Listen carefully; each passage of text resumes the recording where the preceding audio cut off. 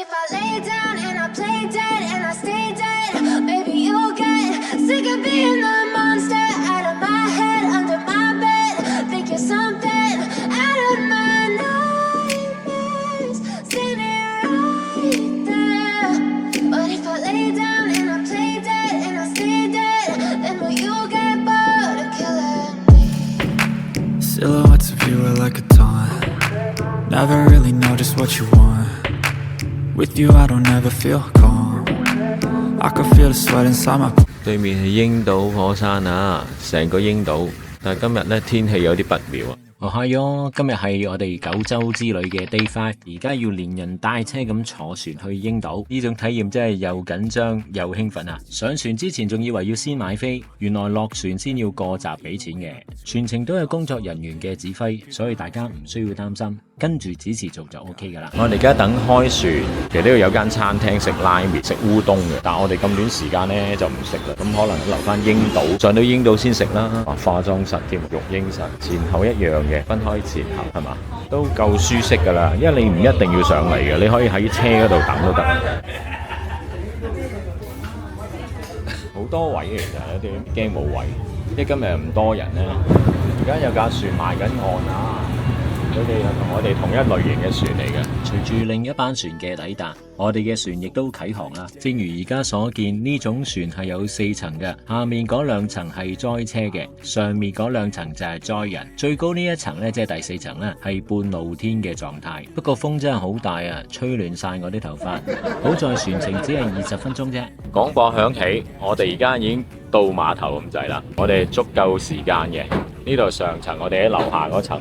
唔知邊層出先呢？應該先到先走啦。我哋有小寶寶喺度啊，後邊仲有架旅遊巴添啊。落車啦，落船啦，連車落船。落船次序都有工作人員一步一步咁指示。一架一架，左右3排嘅有啲車係，即係根據指示行啊。中間先，跟住就到我哋應該就落橋啦。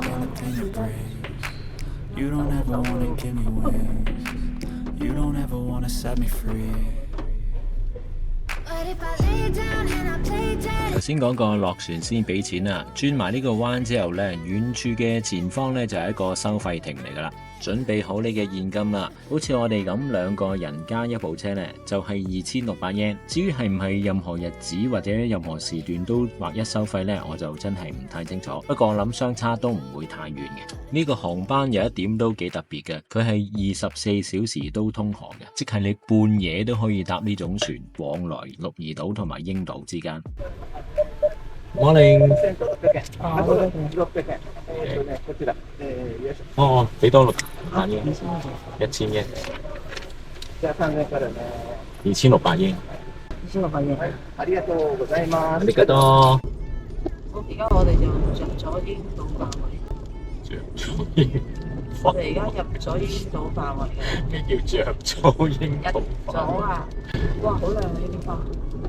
對於第一次嚟鹿兒島嘅旅遊人士，英島係你一定會嚟嘅地方。英島嘅歷史好特別嘅，喺100幾年前，英島的而且確係一個小島嚟嘅。1914年嘅時候，英島嘅一次大爆發咧，岩漿嘅堆積令英島嘅東邊同九州嘅大陸部分相連。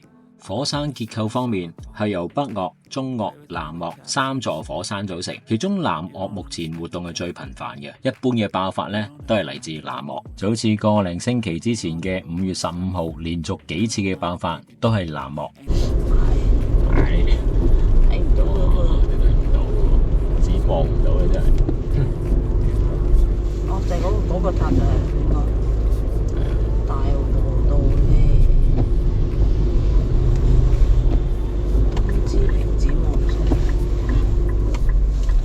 好得意啊！你匿喺度做乜嘢啊，小花貓？喵喵喵喵！一陣間開車記得走啊！第一時間知唔知啊？我哋嚟到英島嘅湯之平展望所，正常嚟講，喺湯之平展望所觀賞鷹島係一個絕佳位置嚟嘅。不過今日天氣就真係非常差，連鷹島火山嘅輪廓都睇唔到啊！唯有入去展望所嘅室內場地睇下有啲咩睇啦。約29,000年前啊，就係因為火山爆發而形成，到尼生時代又爆咗幾鑊，總之爆係咁爆啦。鷹島，呢度係講鷹島嘅熔岩分佈喎，都睇下先。1971年咁樣嘅，1779年咁樣，1914年，1946年，我明白啦，原來我係唔識睇嘅。而家同一個位置呢，哇！我哋揸車都睇唔到路咁滯喎。如果咁樣嘅情況，睇唔到路，係嘛？慢啲啊，開到盡量慢。米好啦，到啊，即20公里。少少都睇唔到。係啊，你唔可以快，慢慢行咁咯。好啦，都幾大，完全係根本就係一嚿幾多米距離啊！而家視野20米到啦，而家。整個鷹島可以俾我哋食嘢嘅地方真係少之又少。我哋而家就嚟到鷹島嘅道之驛食我哋嘅早餐啦。我揀咗個迷你嘅魚生飯、豬頭仔，又係食拉麵啊！有冇咁中意食拉麵啊？無意中發現咗鷹島有一隻橙味嘅調味粉，幾好味嘅。喺餐廳隔籬有一個賣鷹島土產嘅店鋪，我哋喺嗰度揾到呢種調味粉，仲帶咗翻香港。距離道之驛幾分鐘嘅車程，有一個鷹島旅客服務中心，裏面可以睇到嘅嘢比湯之平展望所更加豐富。實拍嘅係現代嘅鷹島火山爆發嗰陣時個狀態，向下流緊嗰啲熔岩。我哋而家就身處呢個位置。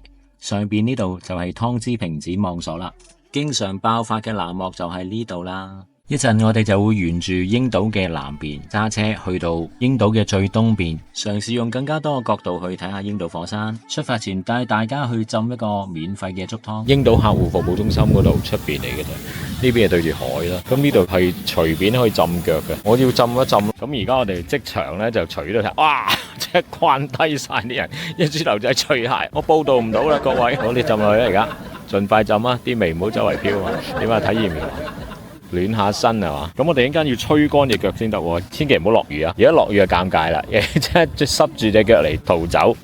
正啊！哇，好熱啊，真係都哇，熱過我哋之前浸嗰啲溫泉啊！我哋溫泉酒店呢啲溫泉水都冇咁熱啊！搞笑喺呢度啊！九州嘅魅力，哇，好舒服啊！啲血液運行咧，感覺到咧。竹湯除咗舒服之外咧，浸完咧仲有提神嘅作用嘅。係啦，乾淨，好大聲啊！你叫得，一唔摸就叫啊，係嘛？一唔摸就叫啦。嗱，放手，係啦，唔摸就叫噶啦。日本嘅貓對人完全冇戒心，亦都好中意親近人。好啦，拜拜啦，下次我帶2餸飯嚟俾你食啦。冇茶啦，冇茶啊！我哋啱啱見到嘅呢，就係鷹島嘅吶喊石啊，又叫做吶喊肖像，係紀念一個日本歌手喺2004年喺鷹島舉行嘅通宵演唱會而設立嘅紀念雕像嚟嘅。雕像總共用咗50公噸嘅鷹島火山岩製成嘅。沿住鷹島南邊嘅海岸線，每隔幾百米呢就係一個小景點。而家我哋呢個地點就叫烏島展望所。睇鷹島就好似睇富士山咁樣，你圍住佢喺唔同角度睇，都會呈現唔同嘅外觀。如果好天嘅話，啱啱展開咗無雙嘅模式洗呢個鷹島景點。咁而家都洗咗一大半㗎啦，而家揸車去鷹島口。鷹島口就係鷹島連接宮崎縣嘅一個入口咁樣嘅。我都應該口㗎啦。後根大橋嗰陣叫後提根大橋，哇，都好靚，高腳同腳。我哋嚟到一個道之驛咧，咁除咗有廁所啊、商店之外咧，又有得浸腳呢度，又係溫泉水浸腳，同埋見到有啲露營車啊，啲露營車好正啊！小型嘅呢啲係應該2個人嘅啫。我諗總有一日我會同豬頭仔嘗試揸呢啲露營車去旅行嘅。我哋喺道之驛嘅商店買咗啲零食，跟住再出發。落雨揸到陰天，陰天揸到出太陽，仲要起碼揸2個鐘頭先去到我哋喺宮崎嘅目的地。好陽，係好正。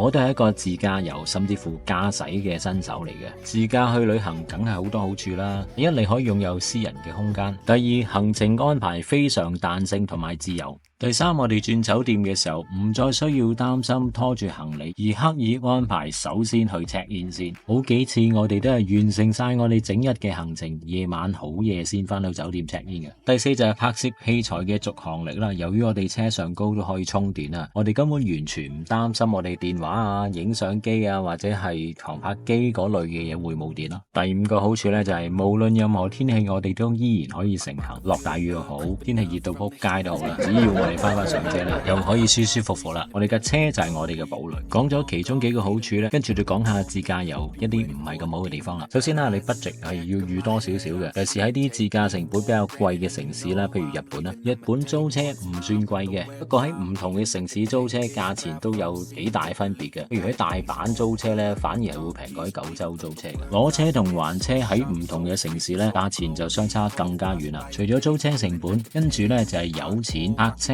同埋道路收費。日本油價對比香港咧1/3都唔夠，一啲都唔算貴嘅。泊車亦都係好有限嘅支出。反而日本嘅收費道路嘅價錢咧就真係嚇一跳。我哋揸過一啲路段啦，由一個縣去另外一個縣，距離都唔係好遠嘅啫，100幾公里。淨係嗰日嘅收費路段要俾嘅價錢咧，差唔多要8000yen啦。我哋已經係租咗 ETC 卡噶咯，即係呢啲收費路段透過 ETC 卡俾錢咧，已經係打咗折扣噶啦。除咗預多啲 budget 之外咧，自駕遊另一個都幾麻煩嘅地方咧，就係你要揾位泊車，尤其是你去到啲大城市啊，譬如我哋福岡、鹿兒島呢啲城市，夜晚想泊低架車去食飯嗰時咧，就係最困難。呢啲地方停車場係好多嘅，甚至乎可以係多過便利店，但係要就腳嘅話咧，好多停車場嘅規模都唔大嘅。我哋試過揾位揾半個鐘頭，亦有試過因為泊車方便而選擇喺大型商場嗰度食嘢。第三個唔好嘅地方咧，就係好攰啊！非自駕遊咧，咁可能我哋都會坐旅遊車啦，或者自己搭車啦。喺呢個交通時段咧，我哋都可以做翻啲輕鬆啲嘅嘢，睇下風景啊，睇下電話啊，甚至乎瞓個美容覺都仲得。但自駕揸車嗰個咧就冇得唞噶啦，你甚至乎要用盡方法令到自己唔好咁眼瞓。仲有困難，拼命追。想打巴佢。所以當每日行程完畢，翻到住宿嘅地方，沖完個涼，攤上張床度咧，好快就瞓得着噶啦。跟住就講講點樣可以開開心心出發，平平安安翻嚟。無論你喺邊度自駕遊，必須遵守當地嘅交通規則。出發前就應該做好晒功課。除咗每個國家或者每個城市嘅特別交通要點之外，作為新手嘅我哋更加要注重自己嘅駕駛操守，永遠保持安全嘅車速。我明白有時係難免會有超速嘅情況嘅，但請你記住，千祈唔好做第一個超速嘅人。我唔係講緊呢 tricky 嘢，而係當地人都唔超速嘅路段，好大可能亦都係隱藏住一啲危機嘅。然後就係時刻保持安全距離。喺日本你會普遍見到每架車嘅間隔都相當遠嘅，呢個亦都係日本交通比較安全嘅最主要原因。第三，盡量同大型車輛保持距離。當你上到快速公路咧，就會見到好多呢啲大型嘅車輛嘅。我寧願爬頭都唔會跟住佢後邊。當然啦，如果佢夠快嘅，你就寧願讓佢走咗先。最後就係保持平和嘅心態揸車，就算你前面架車揸得特別慢，你都唔好急，唔好發脾氣。喺你包容別人嘅同時，別人都可以包容你。做足以上幾樣嘢，你平安翻嚟機會就大大增加啦。我自己嘅平安係包括人生同埋你嘅荷包。一口氣分享咗咁多新手自駕遊嘅心得啦，我哋亦都嚟到目的地啦。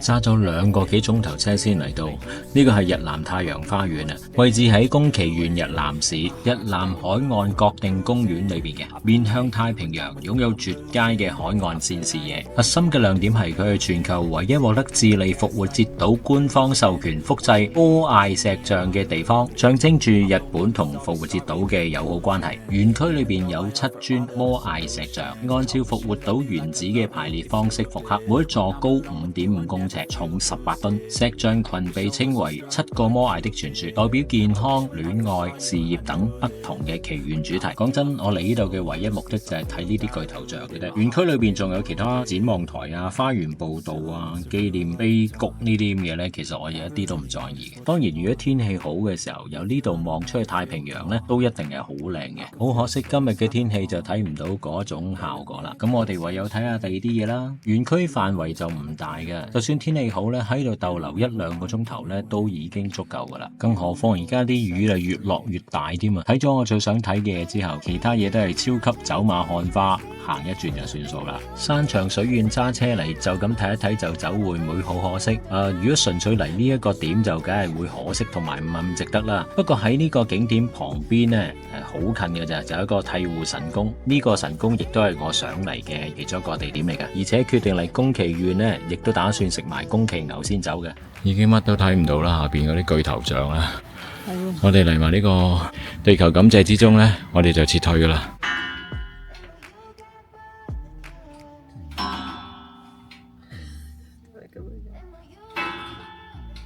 唔好問我做過啲咩嚟，我都唔係太清楚，亦都冇乜興趣去了解。OK， 我哋而家去替戶神宮，車程有10分鐘嘅啫，由呢邊過去。咁啊，替戶神宮呢，我哋就食個宮崎牛，跟住又翻鹿兒島啦。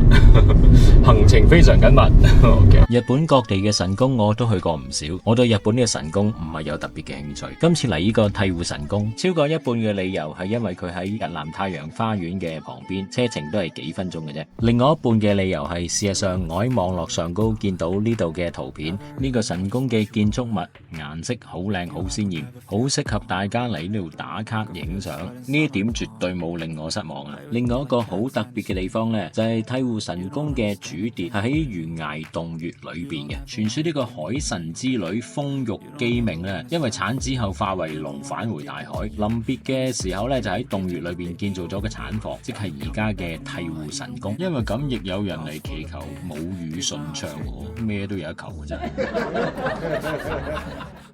好啦，替戶神宮我哋就參觀到呢度。